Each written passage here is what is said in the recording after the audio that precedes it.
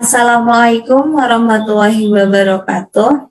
Perkenalkan, nama saya Mila Agustin, NIM 1905520050 dari kelas B1 Akuntansi. Saat ini saya sedang berkuliah di Universitas Teguh Bang Semarang, Fakultas Ekonomika dan Bisnis. Di fakultas saya sendiri terdiri dari dua program studi. Yang pertama yaitu S1 Akuntansi dan S1 Manajemen. Dari kedua program studi tersebut sudah terakreditasi A semua.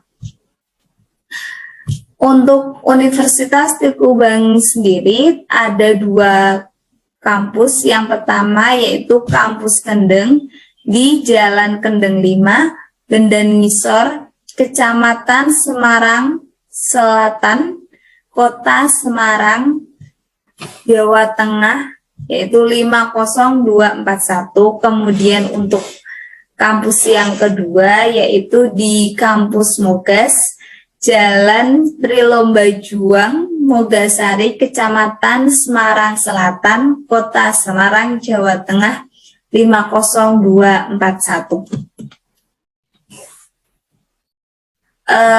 Pada kesempatan kali ini saya akan menjelaskan mengenai evaluasi peristiwa kemudian dan kelangsungan usaha atau going concern yang diampu oleh Bapak Arif Himawan Dwi Nugroho, SEAK MMCA CPA.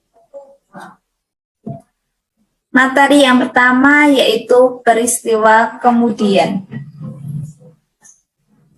Ruang lingkup standar akuntansi atau SA 560 ini berhubungan dengan tanggung jawab auditor berkaitan dengan peristiwa kemudian dalam suatu audit antara atas laporan keuangan.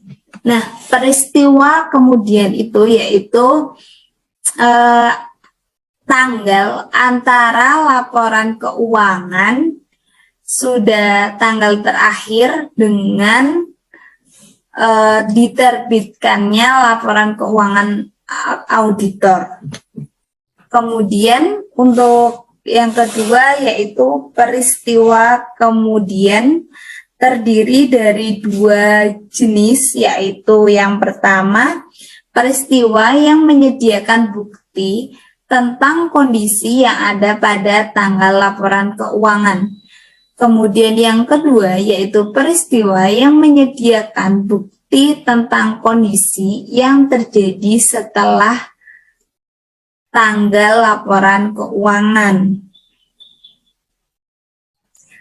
Laporan keuangan mungkin dipengaruhi oleh peristiwa tertentu yang terjadi setelah tanggal laporan keuangan. Banyak pelaporan keuangan secara khusus merujuk pada peristiwa tersebut. Nah, yang dua ini. Kemudian untuk peristiwa kemudian itu lebih ke yang B, yaitu setelah tanggal laporan keuangan. Kemudian untuk tanggal efektif yaitu SA ini berlaku efektif untuk audit atas laporan keuangan untuk periode yang dimulai pada tanggal setelah 1 Januari 2013 untuk emiten dan 1 Januari 2014 untuk entitas selain emiten. Penerapan dini dianjurkan untuk entitas selain emiten.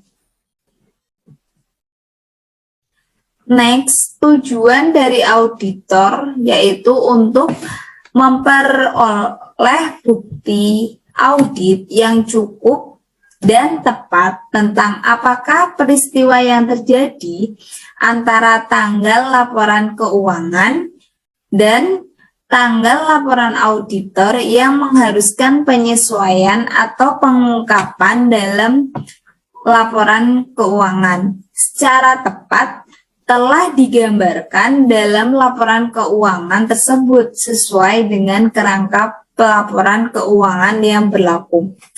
Intinya yaitu auditor itu ingin mengetahui bukti audit yang cukup dan tepat antara tanggal laporan keuangan dengan tanggal laporan auditor nih.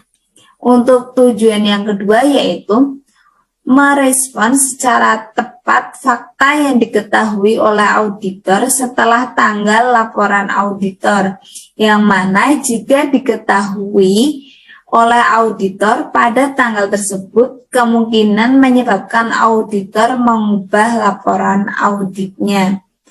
Nah, ini adalah tanggapan untuk memberikan tanggapan yang tepat dari auditor mengenai tanggal laporan auditor apabila nantinya ada terjadi perubahan laporan keuangan auditnya. Yang ketiga yaitu definisi istilah peristiwa kemudian. Yang pertama yaitu tanggal laporan keuangan nih, yaitu tanggal akhir dari periode terakhir yang dicakup oleh laporan keuangan. Kemudian tanggal pengesahan laporan keuangan, yaitu tanggal yang pada saat itu semua laporan yang membentuk laporan keuangan termasuk catatan atas laporan keuangan yang bersangkutan telah disusun dan pihak yang berwenang telah menyatakan bertanggung jawab atas keuangan tersebut. Nah, tanggal pengesahan laporan keuangan itu berarti sudah ada tanda tangan dari manajemen perusahaannya. Jadi udah ada tanda tangan dari direksi juga. Kemudian untuk tanggal laporan auditor, tanggal yang dicantumkan oleh auditor dalam laporan atas laporan keuangan berdasarkan SA 700. Kalau tanggal laporan auditor itu laporan yang dibuat auditor. Kalau laporan keuangan itu berarti yang dibuat oleh perusahaan. Nah, yang tanggal diterbitkannya laporan keuangan yaitu tanggal tersedianya laporan auditor dan laporan keuangan audit bagi pihak ketiga. Lah, kalau yang ini tuh tanggal diterbitkannya laporan keuangan. Nah, kalau ini udah ada persetujuan dari perusahaan dan auditor, berarti udah disahkan dari pihak manajemen perusahaan dan udah disahkan dari auditor juga untuk dibagikan pihak ketiga. Untuk pihak ketiganya bisa supplier, bisa kreditor, juga bisa pemerintah. Untuk yang terakhir yaitu peristiwa kemudian. Sebenarnya sudah saya jelaskan secara singkat mengenai peristiwa kemudian. Nah, ini untuk lebih rincinya, yaitu peristiwa yang terjadi di antara tanggal laporan keuangan dan tanggal laporan auditor, dan fakta yang diketahui oleh auditor setelah tanggal laporan auditor. Ini kayak lebih lengkapnya seperti itu. Peristiwa yang terjadi antara tanggal laporan keuangan dan tanggal laporan auditor.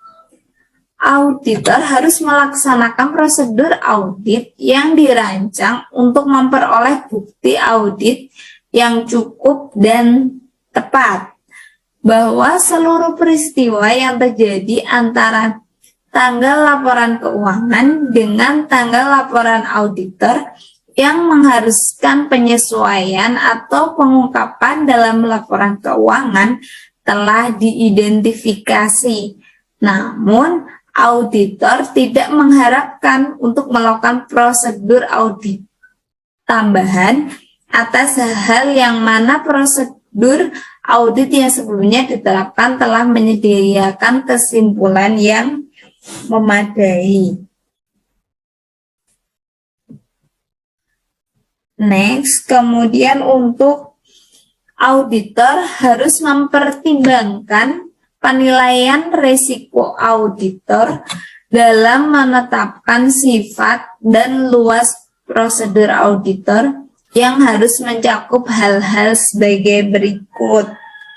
Yang pertama yaitu untuk memperoleh suatu pemahaman tentang prosedur yang telah ditetapkan oleh manajemen untuk memastikan bahwa peristiwa kemudian teridentifikasi. Nah, auditor berarti harus membutuhkan waktu nih untuk memahami bagaimana prosedur yang ditetapkan manajemen supaya nantinya peristiwa kemudiannya itu teridentifikasi dengan benar gitu. Kemudian untuk yang kedua, meminta keterangan dari manajemen dan jika relevan pihak yang bertanggung jawab atas tata kelola tentang peristiwa kemudian yang terjadi yang mungkin memengaruhi laporan keuangan. Nah, untuk lebih akuratnya gitu, semisal dari manajemennya memberikan keterangan yang relevan, nah mungkin saja bisa mempengaruhi laporan keuangan. Kemudian ya untuk yang ketiga, membaca risalah rapat ketika ada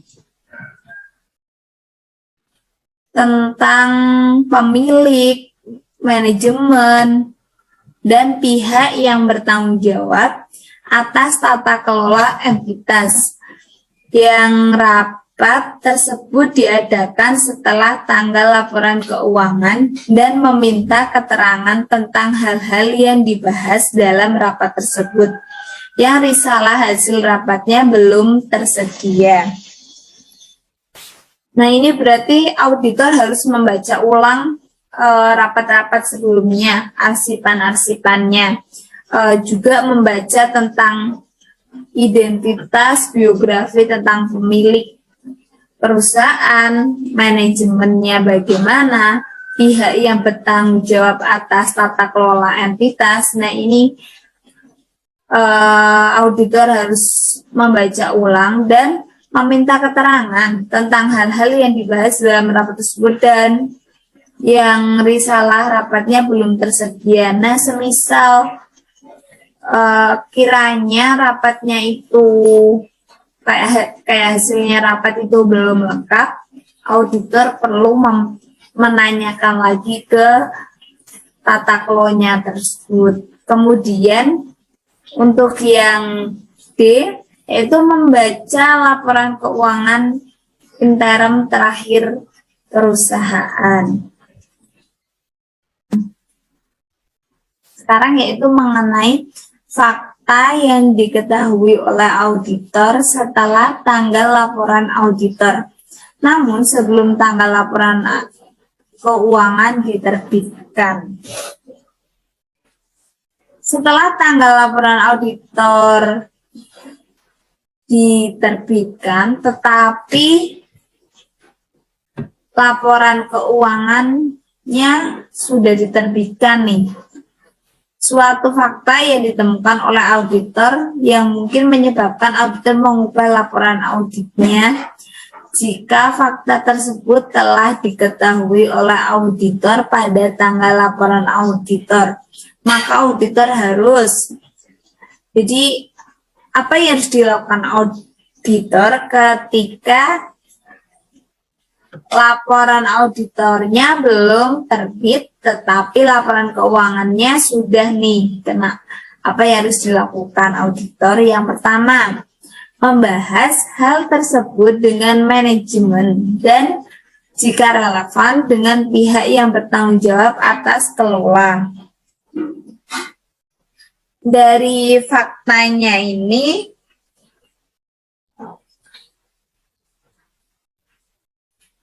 auditor bisa memberikan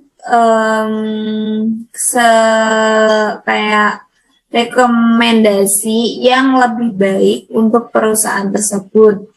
Kemudian untuk yang kedua, menentukan apakah laporan keuangan tersebut memerlukan perubahan, dan jika demikian, auditor memberikan koreksi laporan keuangan mana saja yang perlu diperbaiki. Kemudian yang ketiga, yaitu meminta keterangan bagaimana manajemen akan memperlakukan hal tersebut dalam laporan keuangan. Selanjutnya yaitu manajemen mengubah laporan keuangan.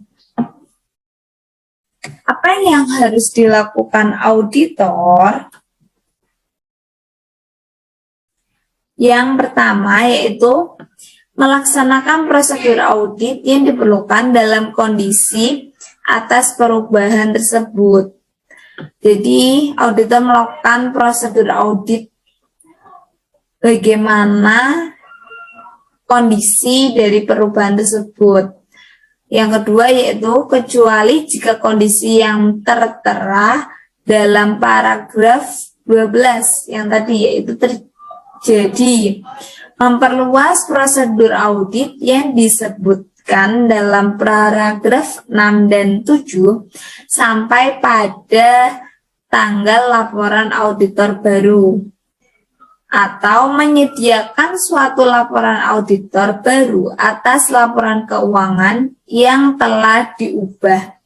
Laporan auditor yang baru tidak dapat diberi tanggal lebih awal daripada tanggal persetujuan atas perubahan laporan keuangan.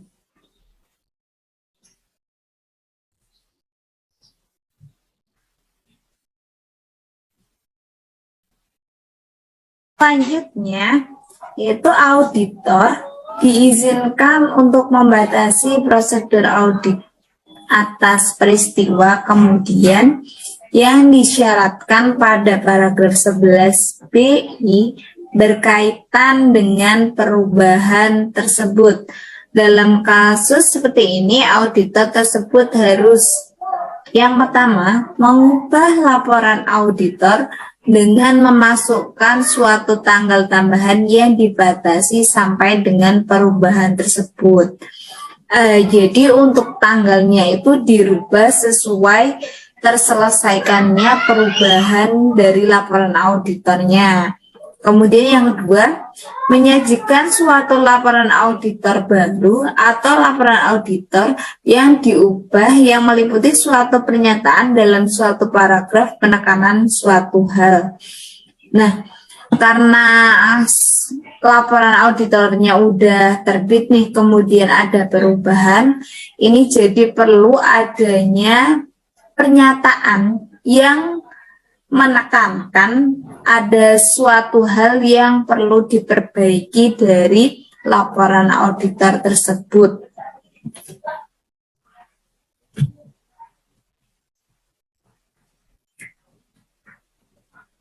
Next, setelah laporan keuangan diterbitkan, suatu fakta diketahui oleh auditor pada tanggal laporan auditor.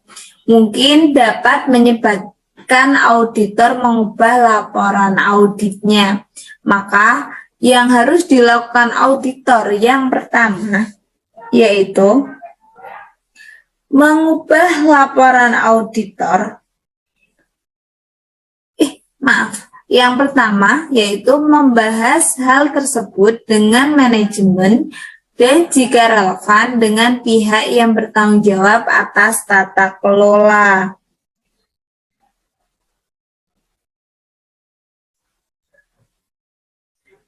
Nah, dari atas maksudnya ini yaitu setelah karena adanya perubahan, auditor itu memberikan pertanyaan dan memberikan pertanyaan kepada manajemen. Nah, kalau alasannya diberikan manajemen ini relevan, auditor berhak untuk bertanggung jawab atas tata kelolanya itu. Kemudian yang kedua yaitu menentukan apakah laporan keuangan memerlukan perubahan, dan jika demikian auditor harus memberikan surat rekomendasi bagaimana perubahannya, seperti itu. Yang ketiga, meminta keterangan bagaimana manajemen bermaksud untuk menyelesaikan hal tersebut dalam laporan keuangan.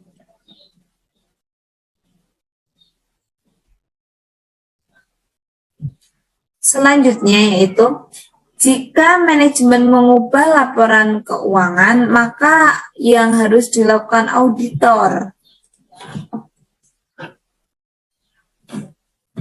yaitu yang pertama, melaksanakan prosedur audit yang diperlukan dalam kondisi atas perubahan tersebut. Jadi auditor harus melakukannya sesuai prosedur audit yang dilakukan sebelumnya nih. Sudah bagaimana kelanjutnya dari programnya. Kemudian yang kedua yaitu menelaah tahap-tahap yang dilakukan oleh manajemen untuk memastikan bahwa setiap pihak yang menerima laporan keuangan yang diterbitkan sebelumnya bersamaan dengan laporan auditor diberi informasi tentang situasi tersebut. Nah, ini supaya tidak ada kesalahan, jadi manajemen harus memastikan bahwa setiap pihak yang sebelumnya sudah menerima laporan keuangan yang diterbitkan dengan laporan auditor itu harus diberikan informasi bahwa ada perubahan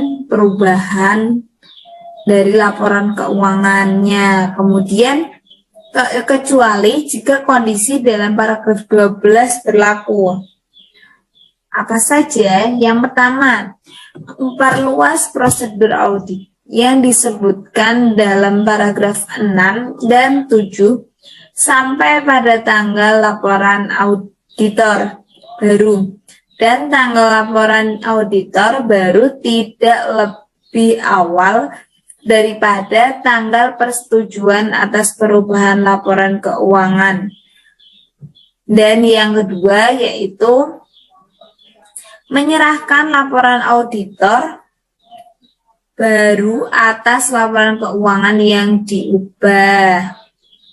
Nah, yang D, ketika kondisi dalam paragraf 12 terjadi, ubah laporan auditor atau serahkan laporan auditor baru seperti yang disyaratkan oleh paragraf 12. Baik, untuk materi peristiwa kemudian sudah selesai. Selanjutnya yaitu kelangsungan usaha atau going concern.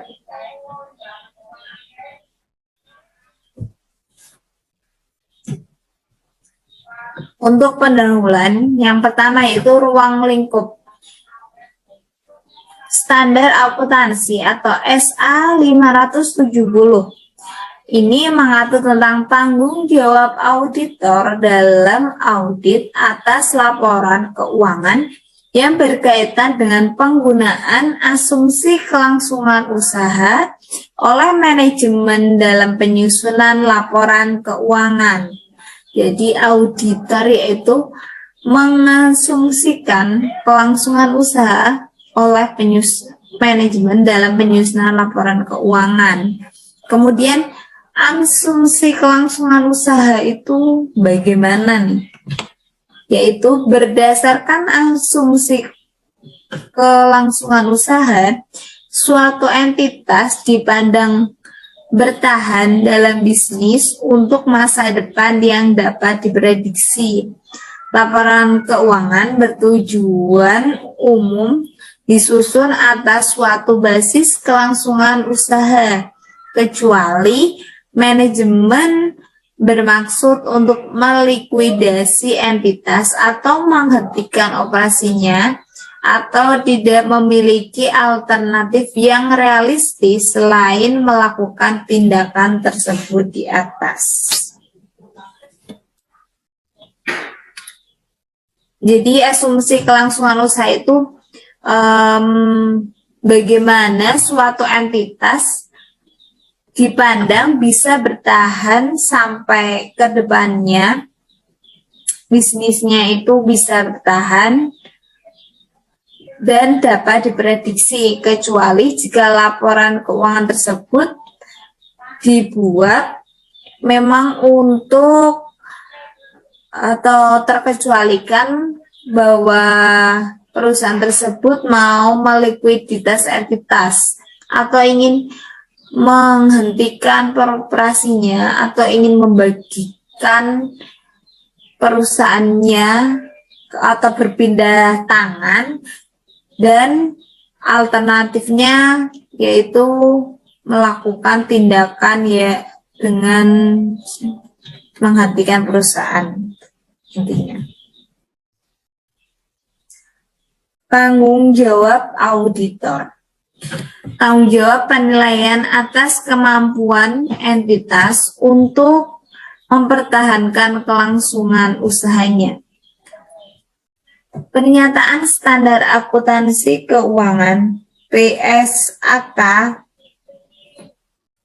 nomor 1 revisi 2009, yaitu tentang penyajian laporan keuangan, mensyaratkan manajemen untuk membuat suatu penilaian atas kemampuan entitas dalam mempertahankan kelangsungan usahanya. Yang kedua yaitu penilaian manajemen atas kemampuan entitas untuk mempertahankan kelangsungan usahanya melibatkan suatu pertimbangan pada suatu waktu tertentu tentang hasil peristiwa atau kondisi masa depan yang tidak pasti secara inheren. Yang ketiga yaitu tanggung jawab auditor adalah untuk memperoleh bukti audit yang cukup dan tepat tentang ketepatan penggunaan asumsi kelangsungan usaha oleh manajemen dalam penyusunan dan penyajian laporan keuangan, dan untuk menyimpulkan apakah terdapat suatu ketidakpastian material tentang kemampuan entitas untuk mempertahankan kelangsungan usahanya. Tujuan dari auditor tersebut. Yang pertama, yaitu untuk memperoleh bukti audit yang cukup dan tepat tentang ketepatan penggunaan asumsi kelangsungan usaha oleh manajemen dalam menyusunan laporan keuangan. Jadi auditor itu memperoleh bukti audit yang cukup nih, bahwa kedepannya perusahaan tersebut bisa melangsungkan usahanya dengan baik.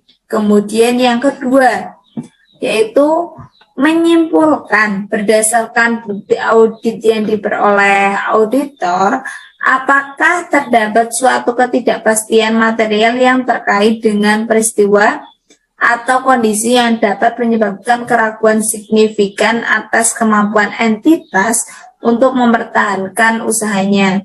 Nah, ini berarti auditor harus memberikan surat konfirmasi kepada kreditor, ke debitor, atau ke investor nih, bahwa buktinya itu sesuai tidak dan masuk akal tidak, logis enggak untuk keberlangsungan usahanya ke depannya. Kemudian yang ketiga yaitu untuk menentukan dampak terhadap laporan auditor.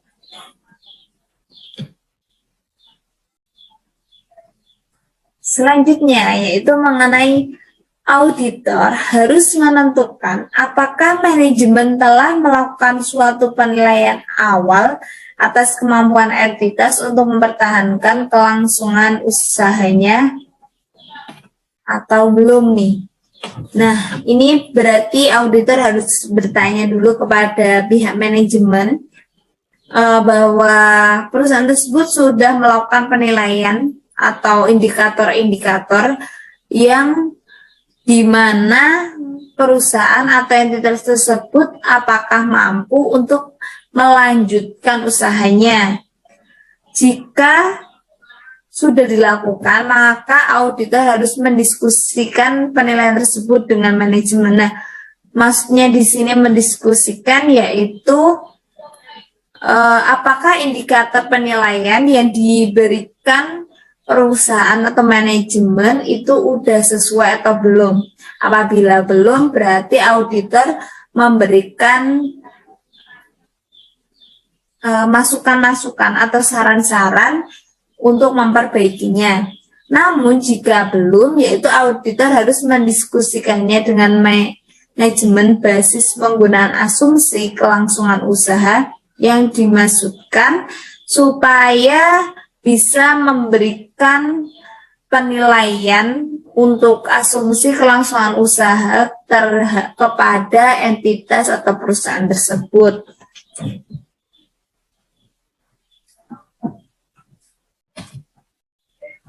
Selanjutnya yaitu pengevaluasian atas penilaian manajemen. Dalam mengevaluasi penilaian manajemen atas kemampuan entitas untuk mempertahankan kelangsungan usahanya, auditor harus mencakup periode yang sama seperti yang digunakan oleh manajemen untuk membuat penilaian seperti yang disyaratkan oleh kerangka pelaporan keuangan yang berlaku. Jelas ya.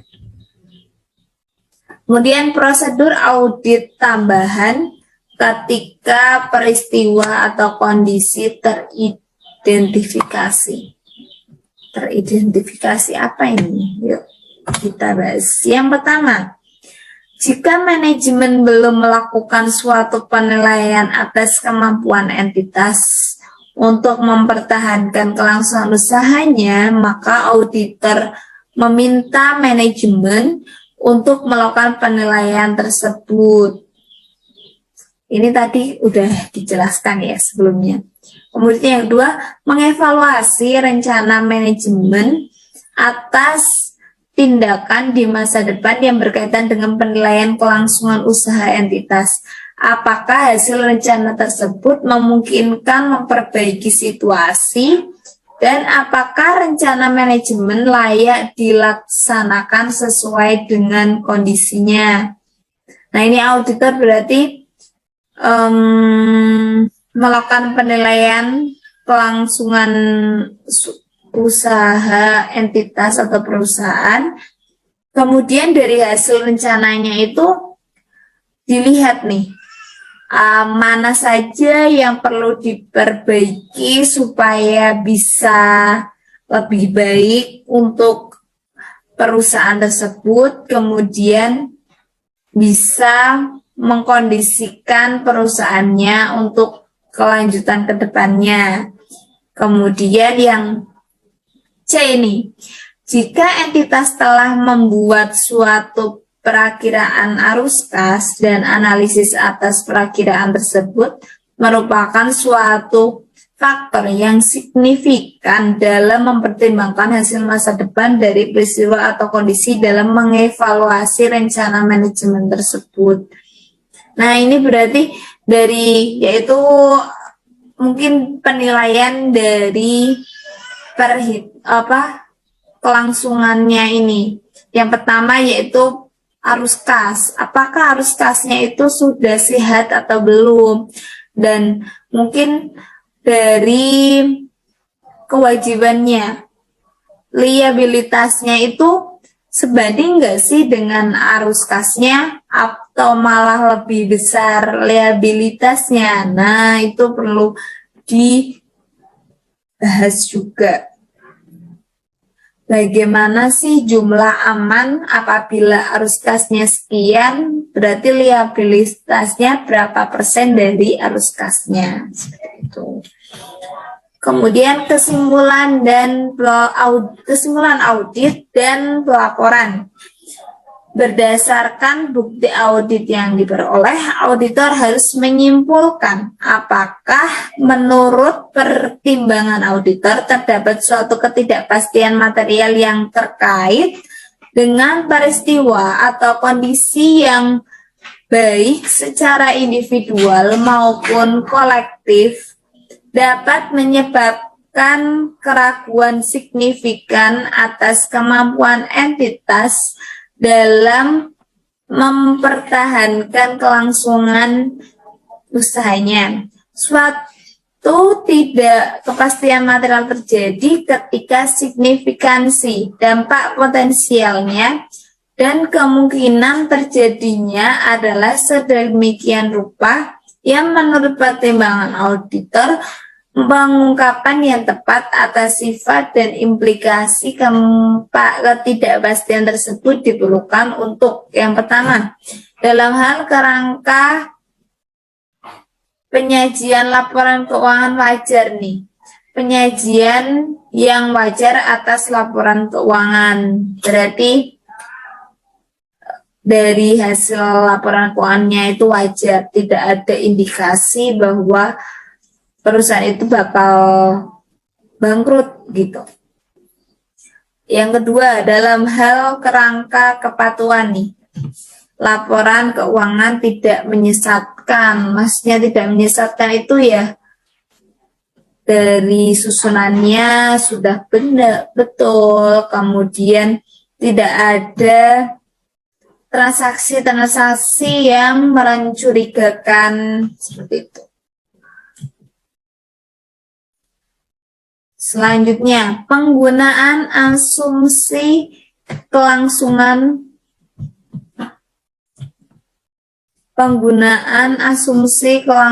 usaha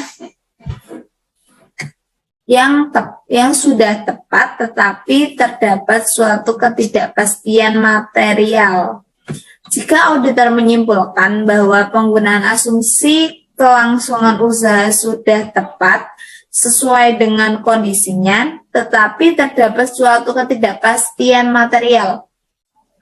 Jadi kayak semisal ada transaksi yang belum jelas seperti itu, maka auditor harus menentukan apakah laporan keuangan tersebut satu, menjelaskan secara memadai peristiwa atau kondisi utama yang menyebabkan keraguan signifikan atas kemampuan entitas untuk mempertahankan kelangsungan usahanya dan rencana manajemen untuk menghadapi peristiwa atau kondisi tersebut.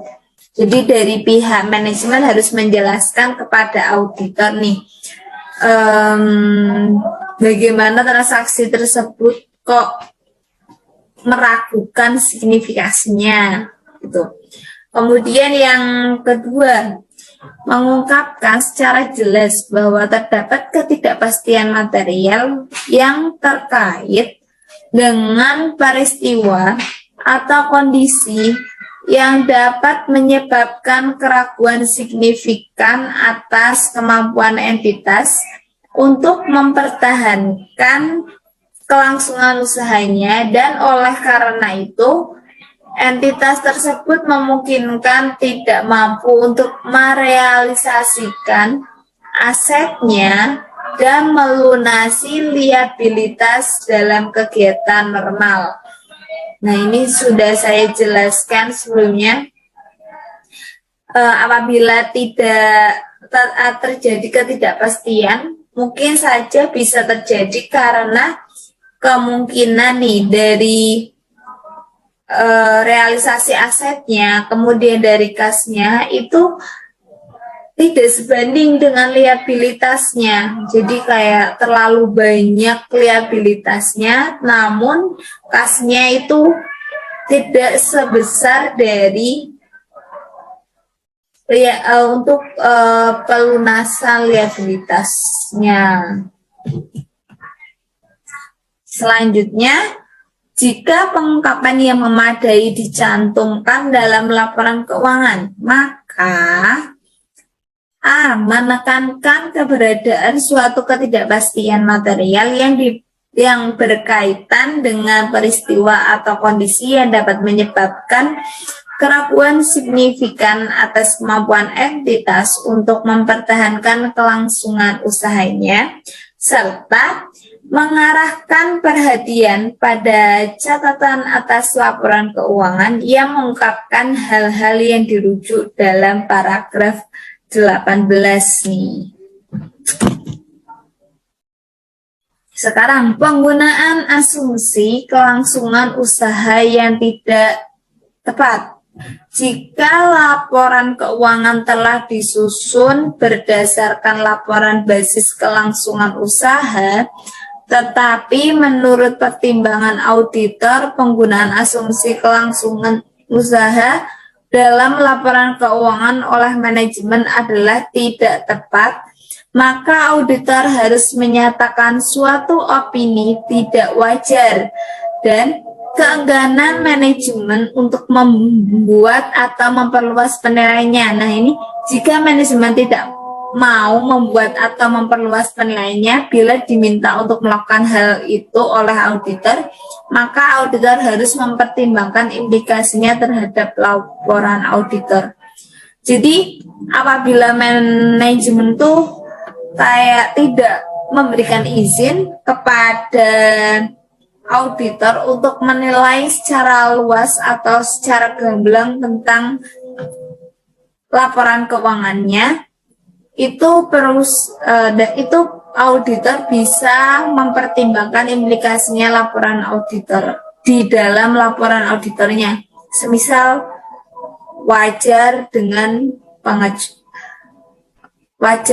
pengecualian gitu. Auditor bisa memberikan pendapat seperti itu nanti di hasil laporan auditornya. Kemudian komunikasi dengan pihak yang bertanggung jawab atas tata kelola. Yang pertama yaitu apakah peristiwa atau kondisi merupakan suatu ketidakpastian yang material atau cukup besar di dalam perusahaan tersebut. Kemudian apakah penggunaan asumsi kelangsungan usaha sudah tepat dalam penyusunan dan penyajian laporan keuangan. Dan yang terakhir yaitu kecukupan pengungkapan terkait dalam laporan keuangan. Penundaan signifikan dalam persetujuan atas laporan keuangan.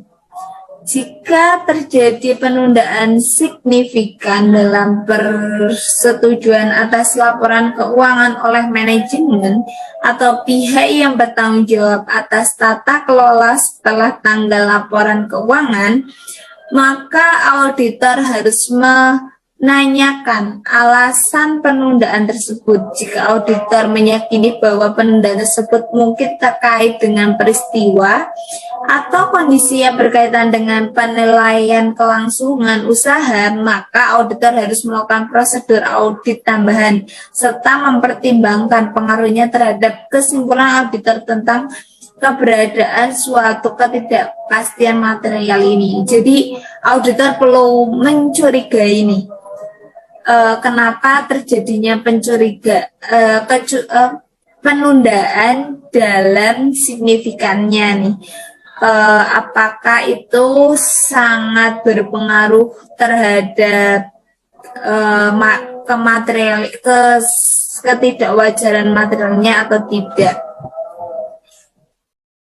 Sekian presentasi dari saya, semoga bermanfaat dan saya mohon maaf di dalam menjelaskan